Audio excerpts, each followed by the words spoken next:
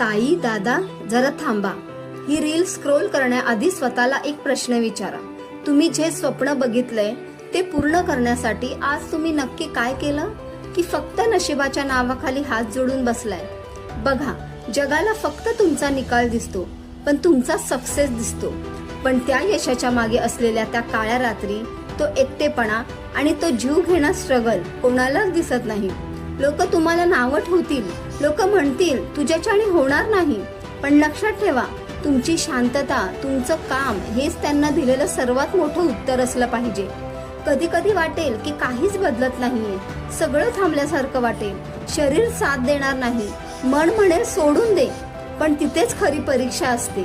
खंबीरपणे पाय रोवून उभं राहणं आणि रिझल्ट दिसत नसतानाही रोज तेच काम पुन्हा तितक्याच ताकदीनं करणं, यालाच म्हणतात कन्सिस्टन्सी. अरे, पावसाचा एक थेंब दगड फोडू शकत नाही, पण तोच थेंब जर सातत्याने एकाच जागी पडला ना, तर कठीण दगडाची सुद्धा छाती फोडून आरपार जातो. तुमचा आजचा छोटासा संघर्ष उद्याच्या मोठ्या यशाची पायाभरणी करत असतो. तुम्ही आज हरलात नाही तरी चालेल, पण प्रयत्न करायचं सोडू नका.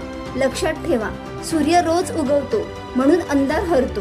तुमचं सातत्य सुद्धा तुमच्या आयुष्यातला अंधार नक्कीच दूर करेल. जर तुम्हाला स्वतःवर विश्वास असेल तर कमेंट मध्ये मी जिंकणारच असं टाईप करा.